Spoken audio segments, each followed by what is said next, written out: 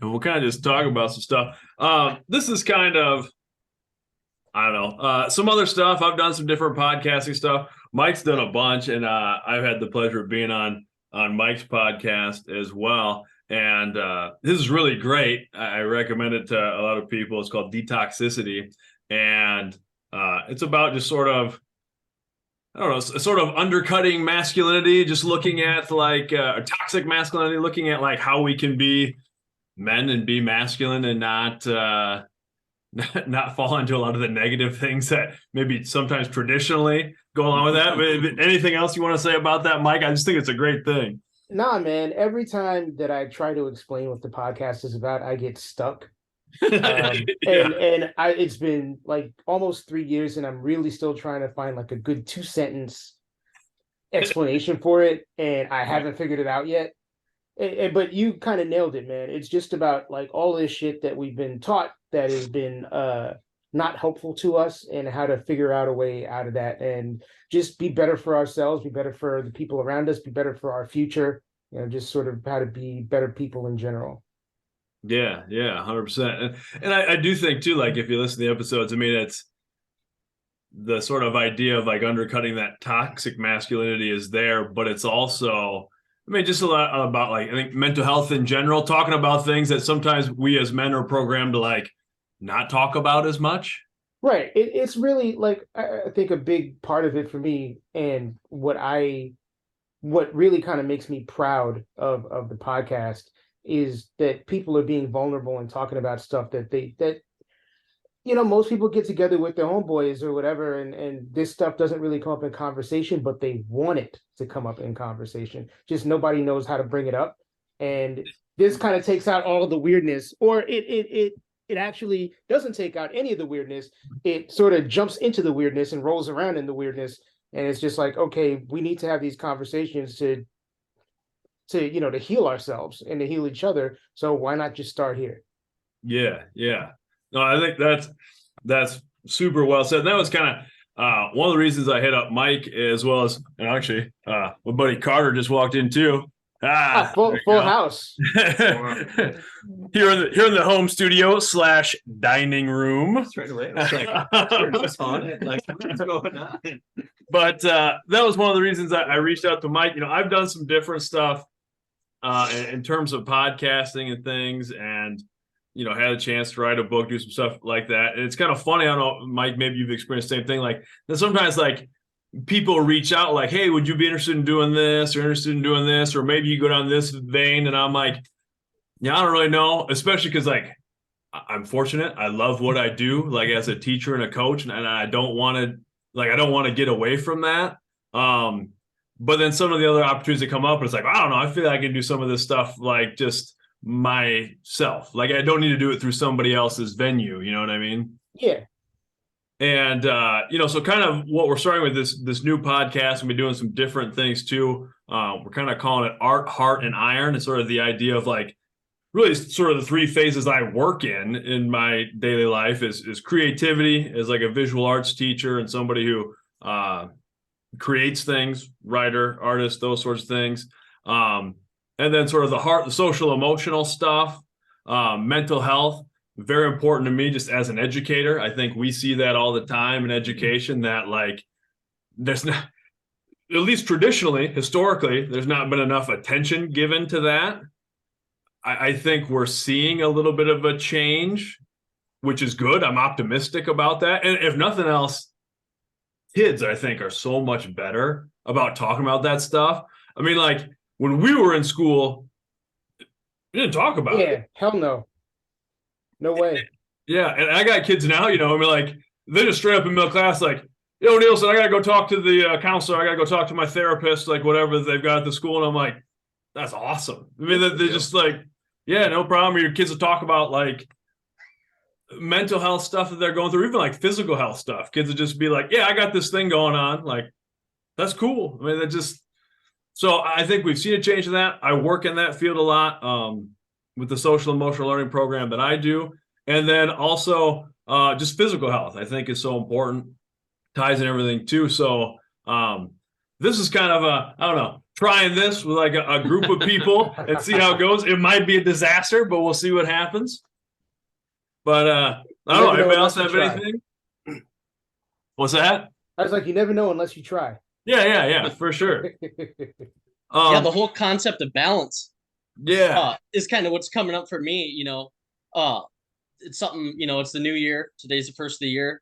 It's something I want to work on for sure.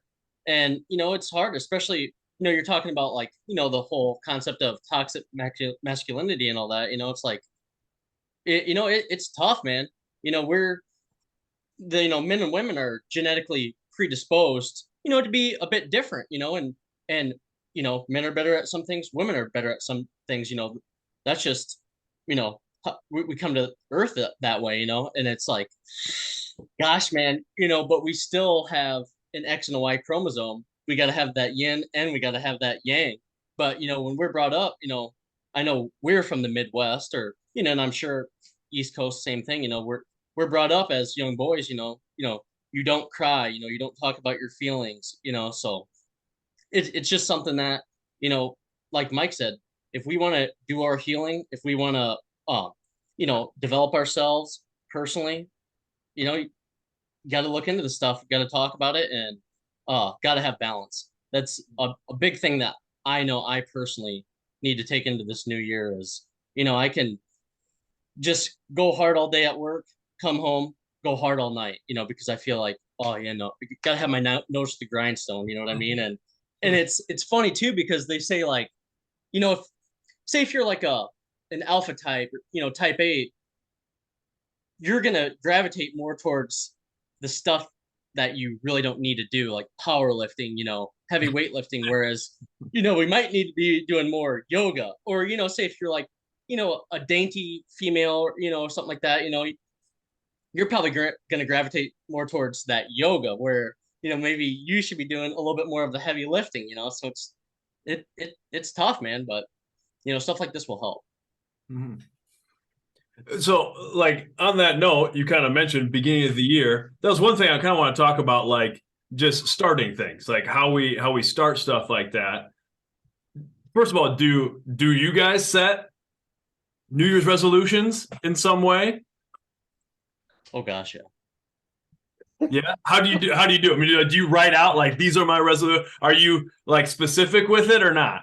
Yeah, that's how I am. Like I'm like, see, I'm so left brain. That's how I was raised, you know, so logical. You know, I really excelled in math, but kind of what me and you had spoke on, you know, before is, you know, when I was a young kid, you know, I remember being 5 years old thinking, you know, I hate art, I hate music, I hate PE. You know, I love math because, you know, the teacher gives me my problems and I'm gonna show out. You know, I know in my head, you know, this, bang, bang, bang. You know, but so I still am that way. You know, I have everything written down exactly what I want to do. You know, I want to implement all these different practices, you know, and just in terms of personal development, you know, I personally struggle with a lot of the paralysis by analysis. You know, I'm like, dude, there's so many hours in the day. You know, I got 3 kids, you know, I have a family. I want to give them all the time that they deserve personally with me and everything every day. And when you're talking, you know, you can listen to all these podcasts and, you know, there's cold showers, red light therapy, grounding, breathing techniques, yoga, you know, strength training. You know, how do you possibly go about implementing all these beneficial practices? You know, and I'm a big momentum guy, so I'm like, you know, I say if I have a 5 day streak going of cold showers, you know, I'm going to be a lot more likely to keep that going because I have that good momentum going. But if I fall off, you know, and I'm 2 days without having my cold showers, I'm more likely to justify in my head to myself, well, you know, I went 2 days without doing it. What's another day? Then I can get back on later. You know, so I'm a bit more calculated with it. You know, I'll be tracking everything.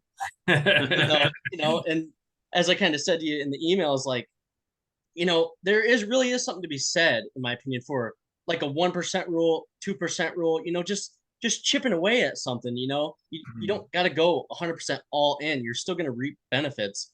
from that 1 or 2%, so that's something I got to work through personally. Yeah, for sure. Mike, what about you? Do you write out resolutions? I don't anymore. New Year's, I'm conflicted about the whole thing because it's like, all right, the calendar turns over, right? It's a new year. I do feel like it's a good time to kind of stop and take stock and just kind of reflect on everything that's happened to you in the previous few months, in the previous year, whatever. For me, from a work perspective, we're always off the last week of the year. So it actually really is a good time to like stop and say, okay, here, these are some things that might need adjusting. But I don't want to just say, okay, it's January 1st, 2023 now. All of these things are going to change all at the same time right now. And like, I'm not going to be one of those people who signs up for a gym on January 2nd. Because when you sign up for the gym on January 2nd, you end up stopping going to the gym on February 2nd. Yeah. I feel like you have to, you got to be a little bit, there's never a good time or there's never a bad time to start doing something that's going to make yourself better. So I don't want to lean on just the first of the year as an excuse, but at the same time, it is a good time to kind of like review and maybe make some changes. So I'm on the fence. I haven't written any resolutions down. I haven't made any specific resolutions, but over the past couple of months, I have kind of mentally made a list of things that I want to do differently and have started kind of looking towards making those changes. Sure, right on. Jason, Carter, you guys got anything? Sorry, you're kind of like weirdly out of the frame over there. In, bro. I did that strategically. It was like my first time. For me, it's usually the go-to is lose weight, exercise more, but I don't usually write down the specific goals because I'm more a momentum guy too. Like chain the days together, try to do that type of stuff. That usually helps me out more than if I set a big grandiose goal that I will epically fail at. So I try to more just chain the days together and things like that. Obviously, being a bigger guy, that's usually the try to do things healthier, and moments of stress obviously don't help that out. But yeah, so I'm not a big writer down. I like to keep it in my head. So right on. No, I think that's good. I'm kind of the same as Mike a little bit there, where I think it makes a logical reflection point, like the changing of a year. And I even like in other ways that aren't really tied to goals. Like I have a habit, like at the end of the year, then I will like upload and clean out the pictures on my phone and then like look through everything from that year, and it's like, oh man, here's all the stuff me and my kids did, and like went and travel that. And like, that's not setting a goal, but it's kind of like, especially with kids, time flies by so quickly, you know what I mean? Like even a year, like my kids have changed so much. So it's like, that's a good time to kind of reflect on things and like think about, geez, like where are we going next? And then as far as like writing down, I kind of think too that, yeah, like we do that sometimes. We look for like special days, like it's the beginning of the year, or even if it's not the beginning of the year, like I'm going to start working out on Monday, or I'm going to, after my birthday, I'm turning this, age, I'm going to get in shape this year. And it's like, I kind of try to be like, there are no special days because they're all special days. Like we're alive, we're able to do stuff. Like the odds of that in the universe are like pretty crazy. So just like, okay, like it's all pretty special if we get a chance to like, it kind of like the old saying, I forget even who said it, but like the best time to plant a tree was 10 years ago. The second best time is today. So it's like, yeah, just start doing whatever. Carter, do you have anything to add? I'm going to leave Carter out. He's off. Off camera. I strategically go off camera, just like I said, I'm kind of a first timer. Just kind of reiterating kind of like what everybody else has said, like I kind of hitting that middle part of my life, like all of a sudden turn 35 and it's like, where'd the time go? Got a family, where'd the time go? And all of a sudden, like just different things kind of pop up. I got to hanging out with like Luke a lot more this year. Kind of introduced me to a little bit more like the whole hippie lifestyle and stuff, kind of really digging it. So like everybody's kind of said, momentum sort of thing. Just started incorporating a few different things into my life, probably over the last year to 6 months. And then all of a sudden like January 1st rolled around, and so like last week I sat down and I was just kind of structured things out, like how do I want to incorporate all this into my life and make it work so that I kind of just continually do it, so that I don't all of a sudden just fall off the bandwagon or stuff. So I kind of look at my New Year's resolution as it's just kind of a conglomerate or a smorgasbord of things kind of all jammed together, and I'm just going to try and kind of like it's kind of like a rolling start. So hopefully it just kind of continues out throughout the rest of the year.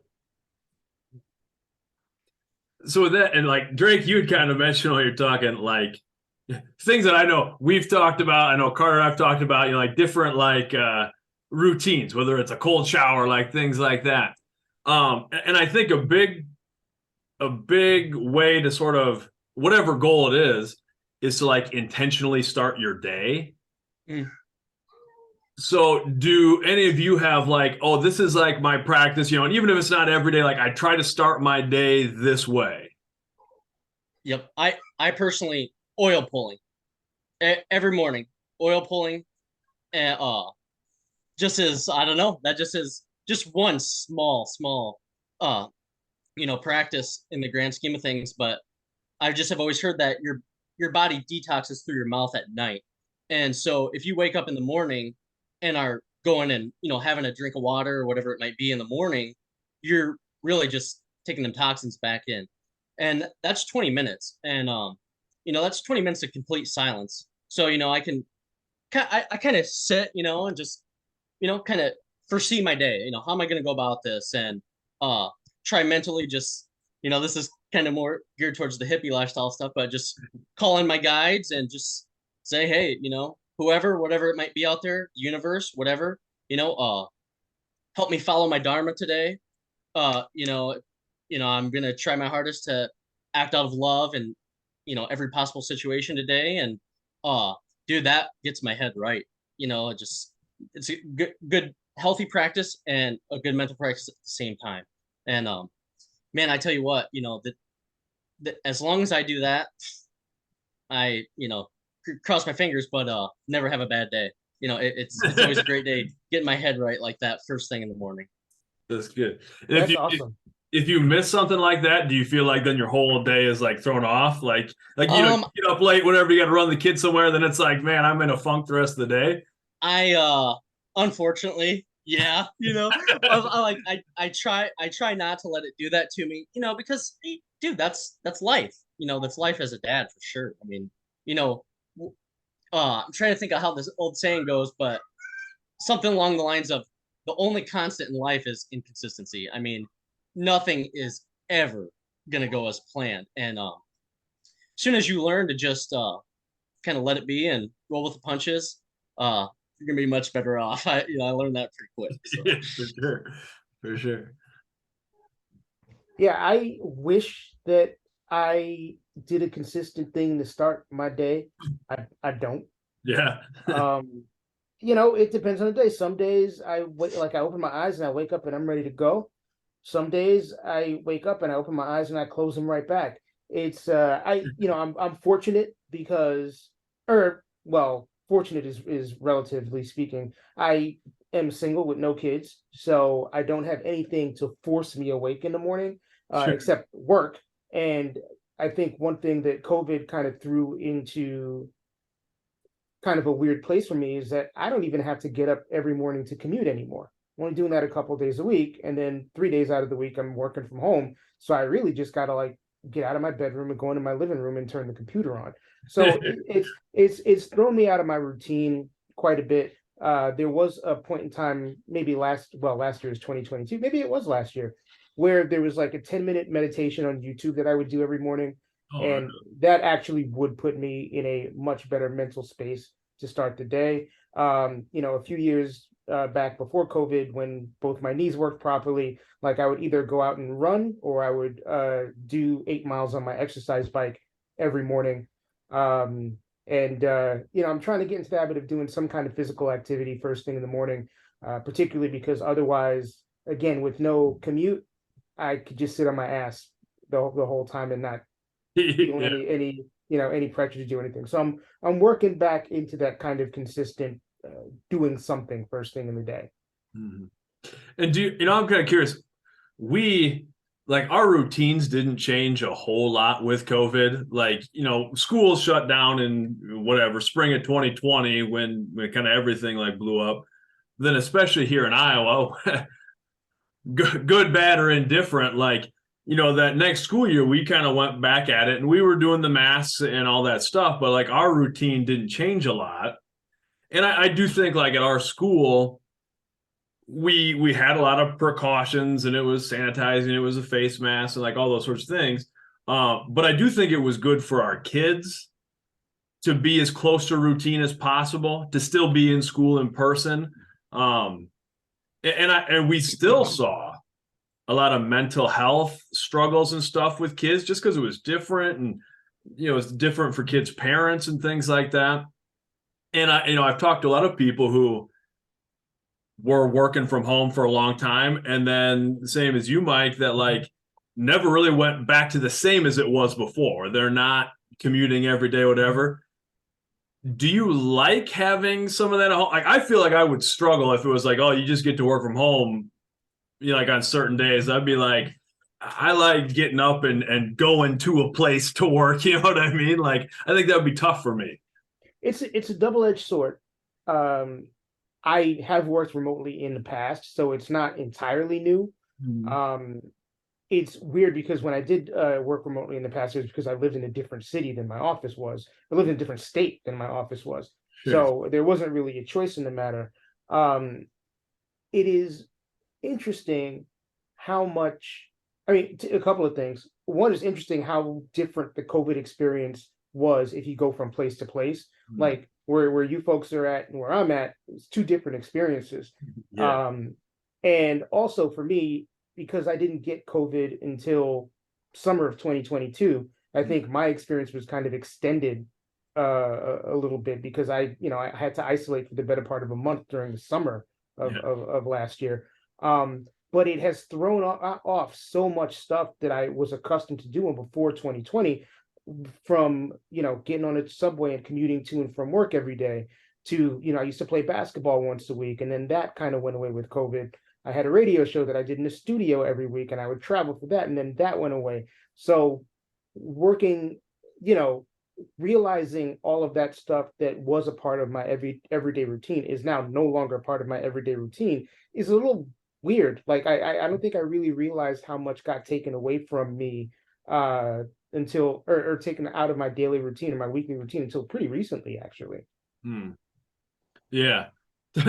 And as an aside, when Mike had COVID this summer, we were in New York. Yes. Yeah. We were supposed to get together. And then I thought about this later is, like whatever, we didn't get together. He was isolating from COVID stuff. We should have just hung out because as soon as I got home, I started feeling bad and tested positive for COVID. So it's like, no matter. At least I don't have the guilt of it being me that gave you COVID. Yeah, true.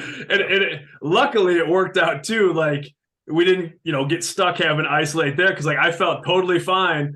We flew in, got home, everything. It was like the next morning, I'm like, man, I don't know. Like I'm not like feeling that great. It didn't hit me real hard, which was nice. But my kids were supposed to like 2 weeks after that go on vacation with their mom. I was like, the week there, and it's like, oh man, like I don't want to like get them, so I tested real quick and like I'm positive, and we got them out of the house and stuff so we could, and it worked out okay. But oh man, kind of funny. What about you? Hopefully next year we or not, I keep saying next year, it is 2023. That's right. Hopefully this year we get you back to New York. Yeah, I need to, man, especially since Logan's been going out there more, my brother, for shows and stuff, man. I need to get out there again. My kids had a blast. They had never been out there before, so it was a lot of fun. Right on. But what about you guys? You got a morning routine that you like to do? I try to, with John Kabat-Zinn talking with mindfulness, just talking about like being aware. I'm same with I'm not great at it every day, but I try to wake up. And I think one of the favorite things in is we watch a video in class where he talks about like being aware, and it's not just you in the shower. And the kids always giggle, but it's like it is. It's like I try to just be present instead of running through the 80 million things I'm going to do that day. But I'm not super successful with it. But like I said, I'm more of a Luke is my list man, and I am more of a I keep the ideas in my head, and then they pop up, and and that type of stuff. But I try, but I'm kind of the same. I'm not great at the every morning routine. For me in general, just kind of like back to what I discussed earlier, and like just kind of started picking a few things up here and there recently. So like I just kind of try to incorporate as much of it as I can into my mornings. Kind of like what was said, if you don't have a purpose to get up in the morning, it's really hard. Luckily for me, like my dog is very demanding, so like she's got to be out that door by like 5:30 every morning, regardless, and she's gonna make sure I'm up. With like we were discussing earlier, some of the cold showers and stuff, those types of things. Being here in the Midwest right now, it's fantastic because it's pretty chilly out most mornings. So just try to get as much cold exposure as I can in the mornings, and then before I come back and jump in the shower. I usually try to do some diaphragm exercises, just to kind of get some breathing exercises in for the morning and stuff like that. And then once I get in the shower, I try to do a little bit more cold exposure and do the cold shower thing, just kind of wake my body up and stuff. And then one of the other things that I kind of started incorporating, not every day, but just doing some meditation, not necessarily in the morning, but just some of the guided meditation and stuff like that. So I kind of like picked up the whole new mantra, and it drives my wife nuts every day because every day I'm like, happiness is a choice, and I get the choice to be happy or not, and damn it, I'm gonna be happy. And it drives her nuts because sometimes she just chooses to be mad. Preaching to the choir. That's pretty funny. I like that. We can come back to the mantra too, but no, I've I think for me, I've kind of found over time like a morning routine that works for me, and I really like getting up early. Like I've always been like a morning person, and I don't know, like sometimes I see like people talk about wellness. It's like, oh no, everybody has to get up at 5 in the morning. Like, I don't think that's the case. I mean, like, I think you can find your time frame that works, and like some people like to do stuff at, later hours, whatever. Like they feel like they're most creative at night, like that sort of thing. And that's cool. I've always been, I don't know why, but like get up early in the morning, and then as a strength and conditioning coach, like we do our workouts at 6 in the morning. So like I'm always up at 5 and ready to go. And it just sort of becomes like the habit, the routine. And then it's kind of been easy. Like my kids have been used to that routine, like literally their whole lives. They've had to be up at 5 in the morning to go to the weight room and stuff. So that's just kind of like the time frame. But for me, like breathing, I think is big. I've kind of mashed together like a few different things. I don't know if you're familiar with like Wim Hof, who does like the breathing and cold exposure. He's a Dutch guy who, like, at one point he held like all these Guinness World Records for cold exposure and like all this different stuff. And he's got an interesting method of breathing, and I think diaphragmatic breathing is just helpful in general. But it's this cycle of breathing, and it really is interesting. Like the idea is to like oxygenate your body and create like an alkalinity in your body. And if you go through his like program, there's some interesting things that you can do. Like you do this series of breaths, and then you release your breath. So you're not even like filling your lungs, but you release your breath and then you stop breathing. And like even the first time doing it, you can pretty easily go for like 1.5 to 2 minutes, like, which is kind of crazy because you're pumping like oxygen and stuff. And there's been a lot of research that's been done on his methods. So like Andrew Huberman Labs is a guy who runs the Huberman Labs at Stanford. He does a lot of research on Wim Hof specifically, but just on the effects of the breathing and then cold exposure to the part of it. So Carter mentioned that. I'm a proponent of cold exposure. So we've been kind of doing it a lot lately. And whether it's a cold shower, like I try to end every shower like in a cold shower, and just like in the morning, get out, get some cold exposure. So that's been a part of my routine lately. In Iowa, it's pretty easy to do. It is cold out right now. In New York too. Yeah. I mean, cold is generally not my thing. Like my people are from Africa and the tropics. Like we ain't really meant for that shit. But if that works for y'all, God bless. Yeah, it's funny. Like maybe I realize that I may use it as like a placebo effect too. That like it's just my way to like not feel like I have like seasonal affective disorder during the winter. It's like, well, no, it's cold. This is my opportune time to get a lot of cold exposure, and that'll be good for me. Like I feel like maybe I'm tricking myself, but seems to work. That's a very good point. Like, like if it's cold out, you might as well take advantage of it. Yeah. And you can say if it's good for you or not. I don't know, but like for me in general, I think it definitely helps with like nerve pain and stuff like that. So like, and again, maybe it's the placebo effect of it, but just getting out there and being like, hey, you know what? It's cold in Iowa, and most people think it sucks, but I'm going to take advantage of it. Yeah. So, I do it the old-fashioned way by just wearing shorts all year. That's how I do it. But I don't purposely go out in the cold like that. But everybody gives me crap on that. Don't you have own pants? I said I do, but I'm not wearing them in the wintertime. So my son used that excuse too. So my son Mickey is 12, and he's a big kid. So and he doesn't like to wear a coat. Doesn't like like shorts and t-shirt all year, no matter what.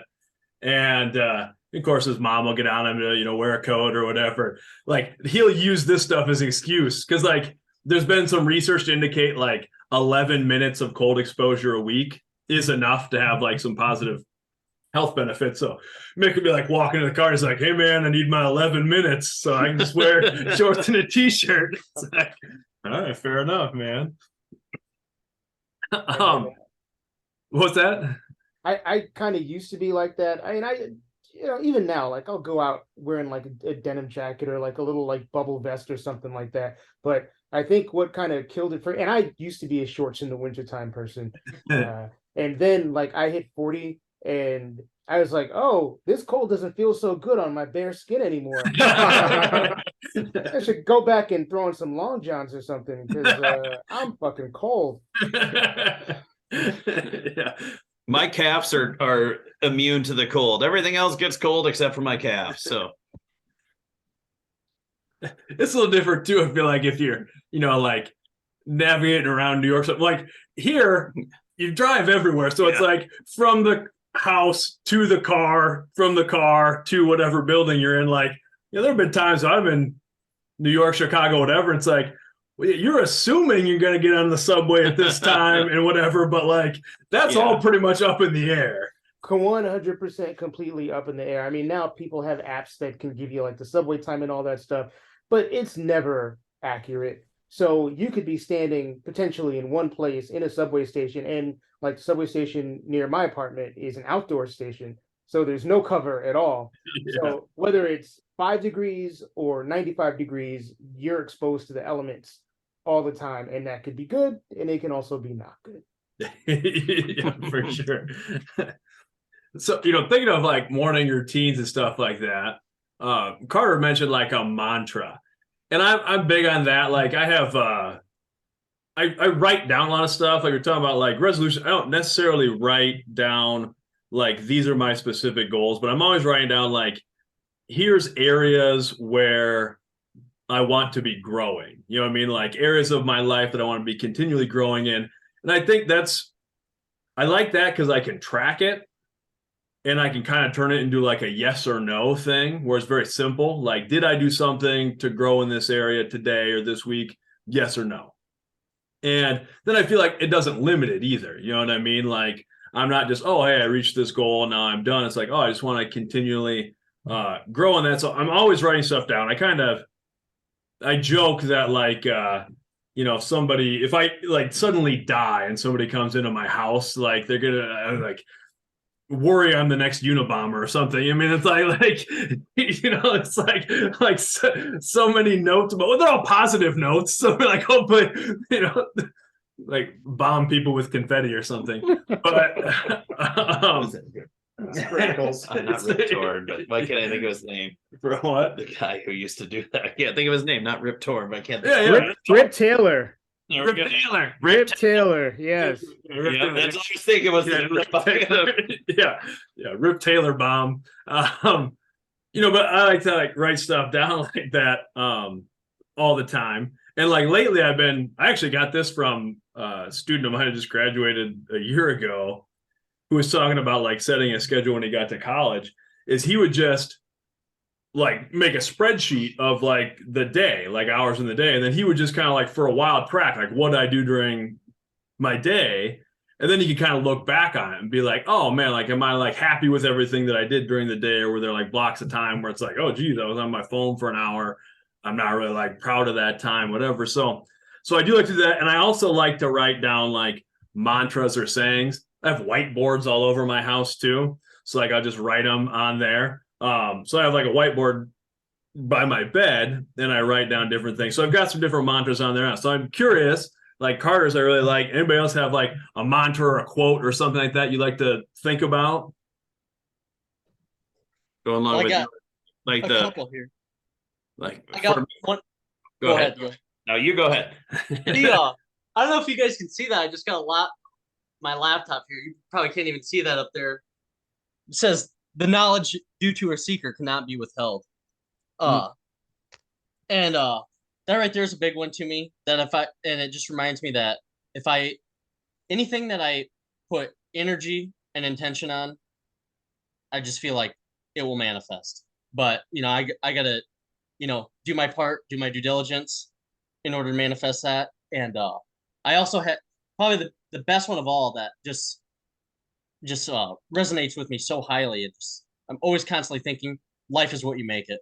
I mean, to me, that just is so true. And I just used to have such a poor mindset.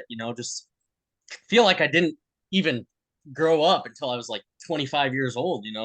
And I just looking back, if I would have just had this mindset back then, of life is what you make of it.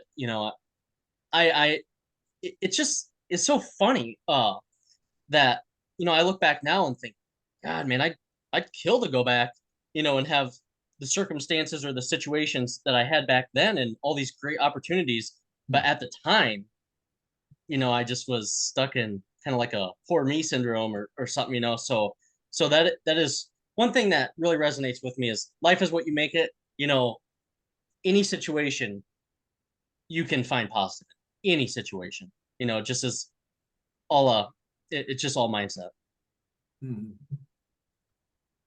You said it before. A little variation of, but the only constant in life is change, and that's something that I always think about. And as we get older and we get a little more set in our ways, is sometimes having to remind myself of that change isn't always bad, but that's one. And I guess I don't have the specific mantra, but my goal every day is leave everything better than the way I found it. So that's something I try my best to do. And hopefully, we think about like my daughter asked me the one morning, she said, why do you say hello to everybody, Dad? And I said, they might be having a bad day, and that might be the best thing that's happened to them that day. So I said, I just want to try to make things better. Yeah, I don't know if I have a specific mantra. Well, there's nothing that I say to myself every day to sort of put myself in any particular kind of mindset or anything like that. And as you guys were talking, like I'm like, wait a minute, idiot, you've got a bunch of shit written all over your body in permanent ink. And a lot of my tattoos are actually things that I want to remind myself of all the time. Like I have a tattoo that says PMA for positive mental attitude. And, as someone that is diagnosed with severe depression, like being positive is not something that comes naturally to me. Like I have to actually actively put myself in that situation. So, when I look at my arm, there are times when it actually does cause me to reset in that way and be like, hey, look, think positive. And then like here, I have written out, we're all going to die, which, there have been instances in which people have seen that tattoo on me and gotten like really freaked out. But I mean, look, the reality of the situation is, I'm 46 years old. I'm probably more than halfway through my life at this point. At some point we are going to die. And I think the important thing, and one of the reasons that I got that tattoo is just to remind myself that things are not promised. Like, if you want to do something, like, do it now. If you want to say something, say it now. Like, don't procrastinate. Don't wait until the better time or the next time, or, imagine that or assume that tomorrow is going to be promised, or next year is going to be promised, or next month, or make sure that you do the things that you want to do while you have the opportunity to do them, because you never know when that's going to be taken away. No, 100%. I like that a lot. It's fun. I really associate with that one with the tattoos. I got the tattoos Right. up. And like a lot of mine are like drawings of my daughter, like that my daughter did. But like the two on my forearms actually are that I've had for a while are like visual representations of like my core values. So like I felt for me it was important to like actually have a set of core values. Like I just think I talk to my students about this, where it's like you can ask somebody their favorite color, their favorite food, and they can tell you. But if you ask somebody what their core values are, like who they really are, essentially, they'll have a hard time telling you. Like they'll sit there and struggle and be like, "Oh, geez, like I never thought about that." And it's like, well, like shouldn't that be like, that'll help you know who you are. If you know your values, you can make, it helps you in those difficult decisions. So I kind of came up with like 5 core values, and that's part of my morning routine too. Like when I do my breathing, I reflect on those every morning. But yeah, I find having them tattooed on my arm, like in a practical way, it's like wearing it on your sleeve. Like, oh yeah, like I can look at it and be like, oh yeah, just a reminder. Like, or even if I'm not feeling good about certain things, it's like, oh, hang on, am I making decisions based on my values or whatever? Like, then it's okay. Then even if stuff doesn't go well, that's fine. And then we're all gonna die. I was gonna bring that up. Mike, are you familiar with like memento mori? Yeah. Yeah. So like I'm a big proponent of like Stoic philosophy in general. And so like I have next to my bed like a memento mori board where it's like every week you fill it in. And like when you first do that, so it's just like a bubble for every week that like you've lived. And mine goes up to like 80. Most people in my family die at 65, so 80 might be optimistic, but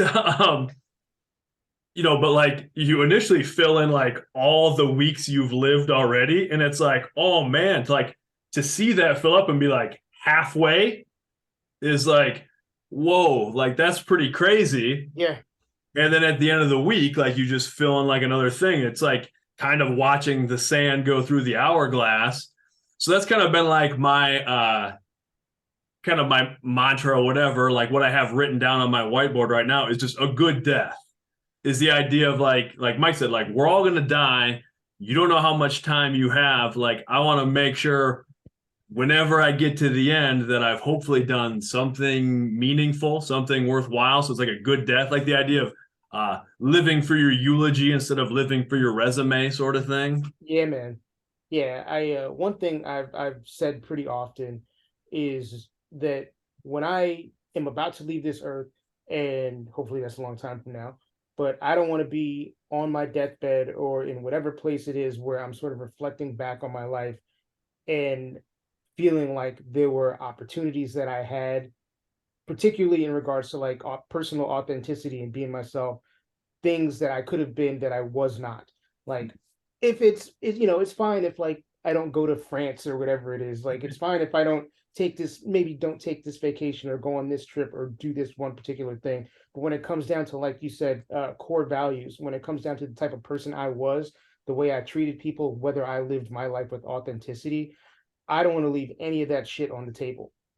Like I want to be able to say, job well done, or at least that I lived according to my my moral structure. I lived according to my internal compass. Mm-hmm. For sure. 100%.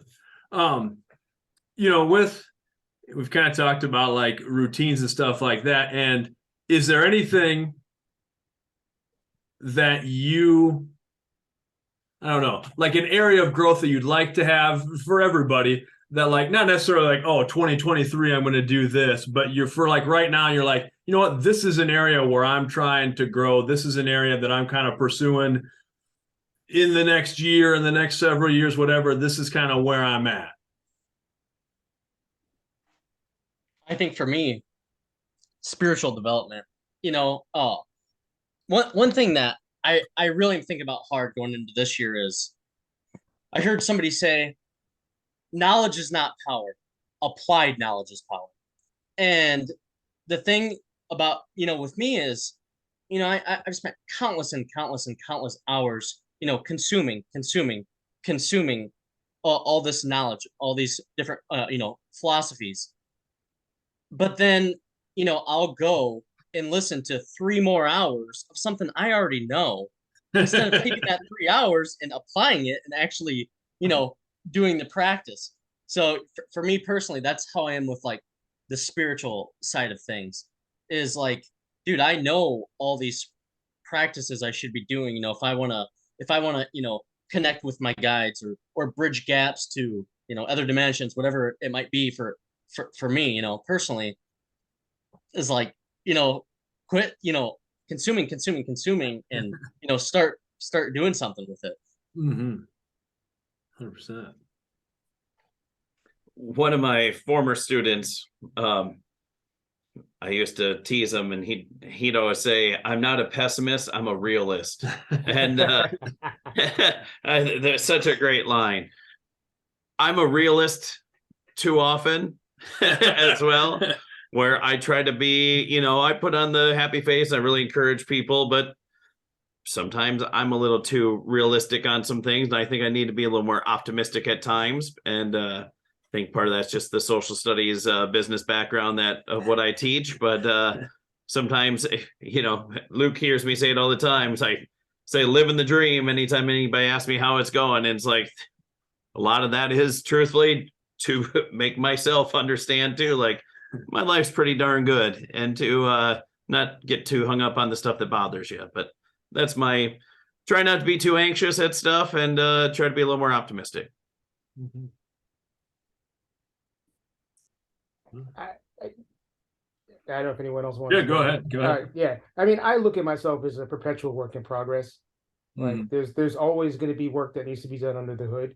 For me personally, I appreciate what was said about being more of an optimist. I feel like I'm the same way. I should be more of an optimist. I think particularly in light of a lot of political things that center around my various identities. It is very hard to be optimistic about the state of the world sometimes. But I also have the benefit of having been here for a while. And, like, for example, this summer is my 30th high school reunion. And I can go back and think when I was in high school and how much I was afraid of and what society was like at that time. And, kind of look back at 30 years and be like, oh, things have 100% changed for the better.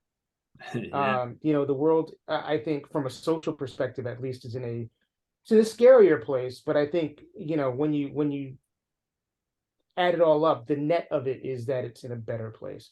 So I think being more optimistic is 100% something that I continually work on. And sometimes when you're scrolling and you're reading the news and all this stuff's happening, you're like, fuck, this world sucks. And you really, I need to snap out of that. And maybe that means I need to not scroll as much. Because I think people put bad news in front of people for a reason. I mean, there's a constant refrain for me is being more intentional in my relationships. So, letting people know I care about them, sending that text, sending that email, making that, I mean, I hate the phone, so I can't really say making that phone call. But, inviting this person out to dinner, having people over, going to visit people, like all that stuff, just being more intentional about that stuff. Because, hey, when you care about somebody or you care about people, you should tell them. You should tell them regularly. Yeah. And I think guys, a big part of my podcast is just guys don't have it in them to like say the shit that they really mean to one another. That's a legit thing.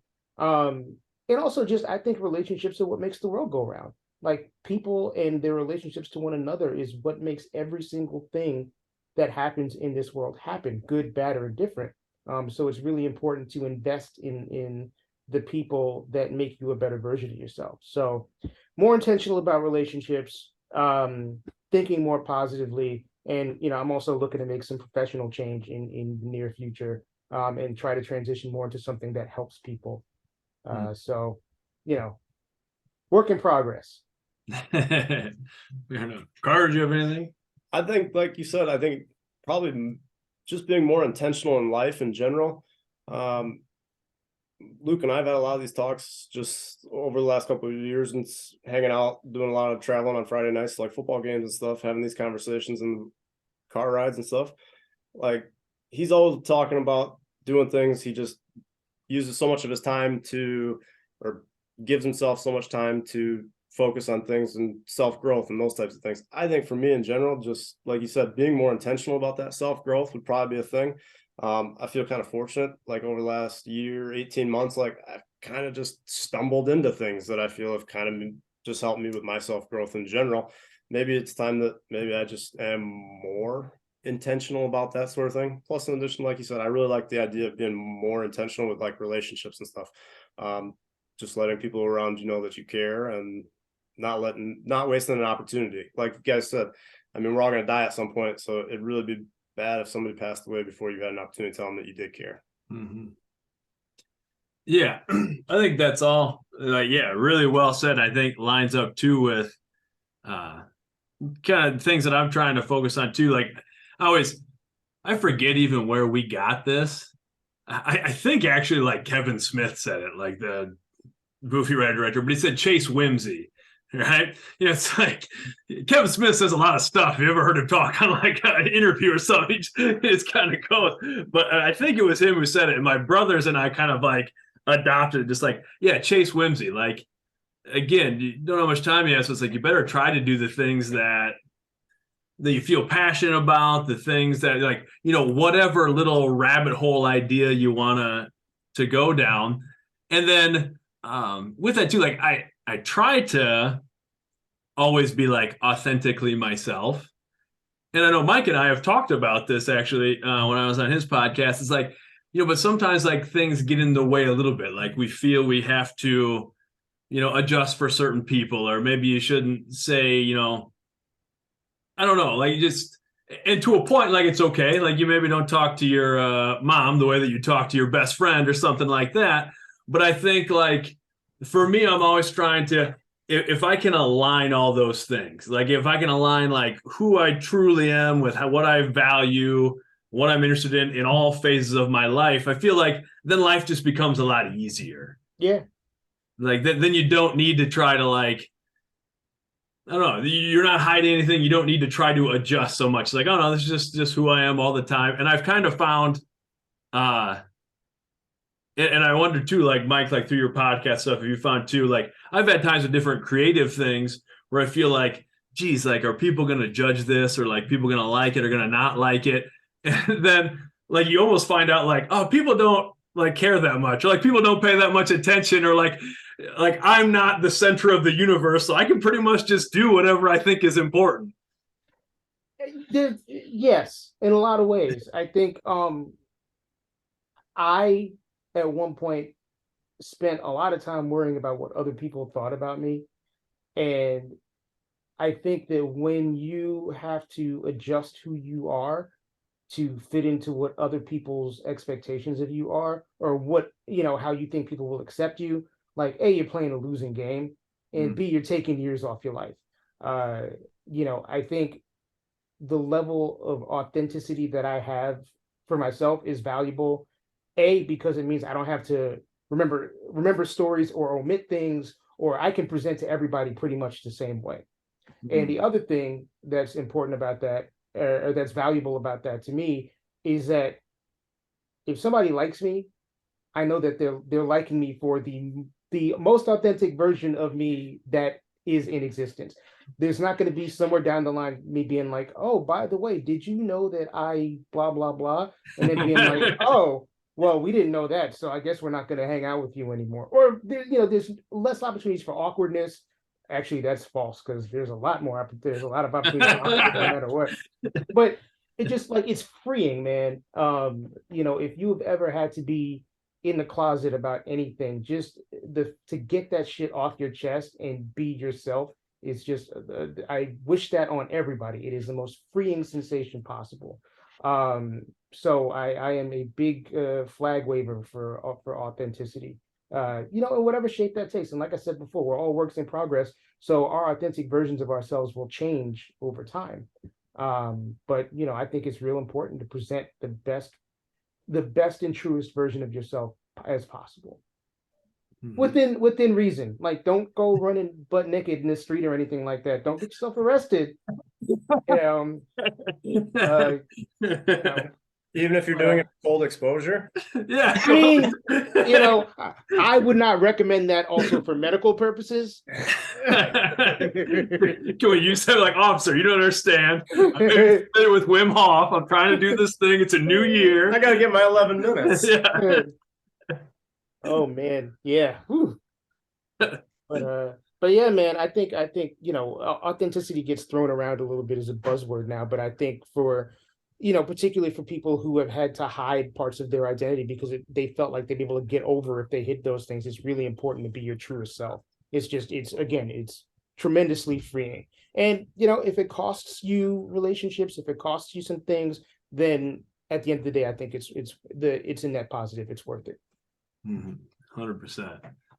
Well said. I like that. Well, on that note, we've already been talking for like an hour. And I don't want to keep anybody all night or anything. Appreciate you guys. Anybody have anything else that you wanted to talk about or mention or whatever before we stop recording?